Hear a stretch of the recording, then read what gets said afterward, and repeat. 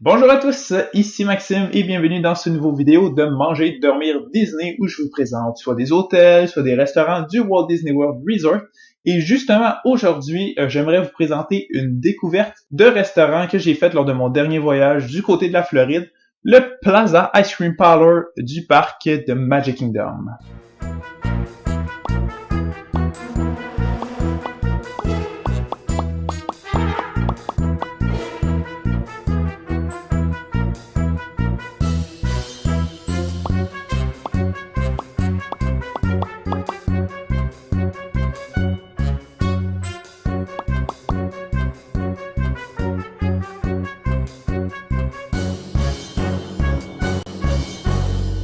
Bon, je vous rassure, quand je vous dis que je l'ai découvert, c'est pas que je savais pas c'était quoi, là. J'avais déjà passé voir de quoi ça avait l'air à l'intérieur, mais tu sais, sans vraiment avoir pris le temps de goûter à ce qu'on nous propose. Puis je vous mens pas, là, à mon dernier voyage, là, j'y suis allé au moins comme 6 fois.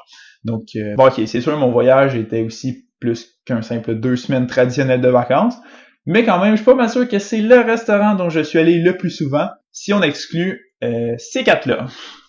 Pour sa localisation, c'est tout simple. Je vous ai dit qu'il se retrouve au Magic Kingdom et forcément, vous allez passer devant lors de votre prochaine visite car il se retrouve quand même près de l'entrée dans le plus beau land au monde, Main Street USA. Puis pour vous situer un petit peu plus, c'est tout juste avant d'arriver au hub devant le château. Donc juste ici sur la carte. On est sur Main Street puis avec un nom comme ça, le Ice Cream Parlor, ben, je pense que vous vous doutez bien qu'il s'agit d'un bar laitier du tournant du 19e vers le 20e siècle. On a des couleurs pastel à l'intérieur, les costumes rayés des cast members, les luminaires vintage, les cordes accrochées au mur. En tout cas, faut croire que je suis pas né à la bonne époque parce que j'adore tout simplement ce style. Puis même juste sa façade extérieure est excitante là avec on a son architecture, sa brique rouge, tout son design. Puis imaginez en plus le soir avec ses lumières, comment c'est magnifique. Puis là, vous comprenez avec toutes les citrouilles, j'y étais lors des célébrations d'Halloween, mais normalement, on est plus dans des couleurs classiques de Main Street, en blanc, bleu et rouge. Donc, bon, ça c'est du détail, car ce qui nous intéresse vraiment, c'est ce qu'on retrouve à l'intérieur. Et si vous êtes amateur de crème glacée, je peux vous dire que vous allez être servi. Déjà, juste la variété. On en a une dizaine. On a des saveurs classiques comme chocolat, vanille, fraise. OK. Des choix un petit peu plus éclatés comme menthe chocolat, biscuit et crème ou beurre pecan. Puis même des plus fruités avec un sorbet à la framboise, par exemple. Puis si vous êtes allergique ou intolérant aux produits laitiers, il y a vraiment aucun problème parce que il y a des saveurs de chocolat ou vanille faites avec une base de lait de riz, si je me trompe pas. Puis c'est tout aussi délicieux, là. Je les ai goûtés, là. J'étais curieux sur la ressemblance avec une crème glacée classique. Puis j'ai été vraiment agréablement surpris. Mais là, on a plein de saveurs, mais il va falloir faire quelque chose avec tout ça, là. Puis les possibilités, ça n'est pas ce qui nous manque ici, là. Donc, on peut l'avoir simplement dans un bol ou sur un cône. Mais si vous optez pour un sundae, il y en a de toutes les sortes. Donc, en fait, c'est pas compliqué. Tous les classiques des sundaes y sont. Un All-American Sundae avec du fudge de chocolat et beurre d'arachide, de la crème fouettée, sans oublier la cerise sur le dessus. On le retrouve également comme dit, à la mode sur un brownie, ou encore sous forme d'un apple blossom. Là. Chaque petit bar laitier de l'époque, comme celui-là, a aussi sa spécialité de la maison, et ici, le Plaza Ice Cream Sundae est toujours, comme votre choix de crème glacée, servi dans un bol en gaufre qui est fraîchement confectionné sur place devant vous. Oh my god, juste à en parler, là, je pense que j'ai besoin d'un rush de sucre là, maintenant. Là.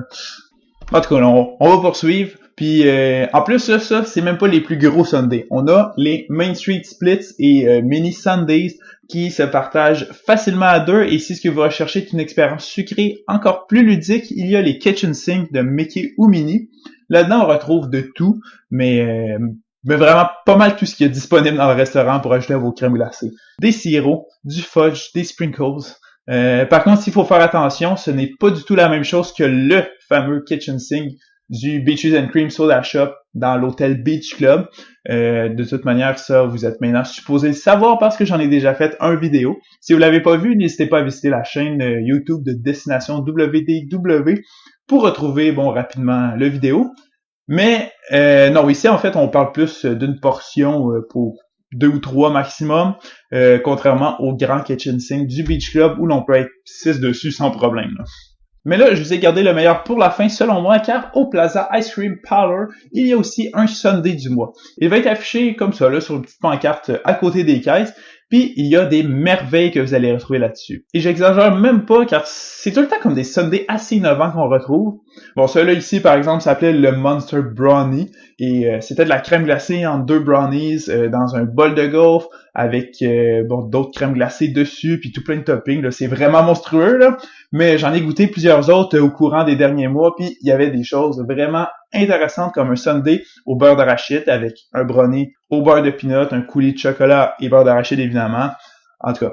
Puis pour les familles avec certaines allergies, là, bon, c'est sûr que ça peut faire peur, mais un autre mois, il y avait par exemple un sundae donut offert avec 2 boules de crème glacée sur un beigne glacé à l'ancienne. Donc vraiment des mélanges originaux puis toujours très très très bons.